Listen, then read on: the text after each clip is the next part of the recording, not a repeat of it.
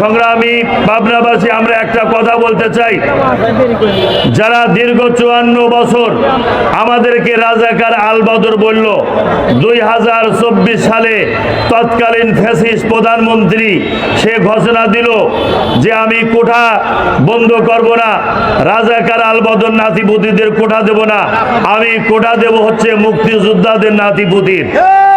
এই ঘোষণা দেওয়ার পরে ঢাকা বিশ্ববিদ্যালয়ের তৎক্ষণাৎ প্রত্যেকটি হল, ছাত্রছাত্রী হল থেকে সরকার বিরোধী আন্দোলন শুরু হলো।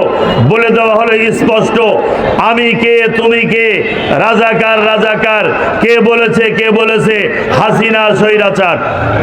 এই স্লোগানে যারা 54 বছর রাজাকার শব্দ ব্যবহার করেছে তাদের পতন হয়েছে। কিরকম পতন? 350 আসনের পার্লামেন্ট, একটারও অস্তিত্ব খুঁজে পাওয়া যাচ্ছে না। 47 সদস্য বিশিষ্ট মন্ত্রী পরিষদ, বাংলাদেশে একজনকে খুঁজে পাওয়া যাচ্ছে না। তাদের কেন্দ্র কমিটি, জেলা কমিটি, কোনো অস্তিত্ব নাই। ঢাকা বিশ্ববিদ্যালয় ডাকসু নির্বাচনে একটি ছাত্র সংগঠন তার মূল সংগঠন ও বক্তব্য দিল, আমিও জানি তুমিও জানি সাদিক কায়ুম পাকিস্তানি।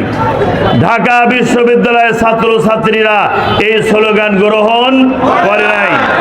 আগামী নির্বাচনে একটি রাজনৈতিক দল আমাদেরকে বলতে চায় যে এই দলটি রাজাকার।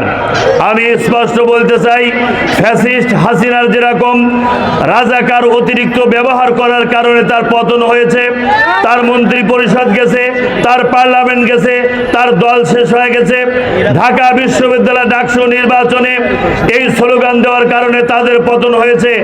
আগামী জাতীয় নির্বাচনে যারা এই স্লোগান সৃষ্টি করছে, জনগণ তাদের প্রত্যাখ্যান করে নির্বাচনে তাদের পরাজয় নিশ্চিত করবে ইনশাআল্লাহ।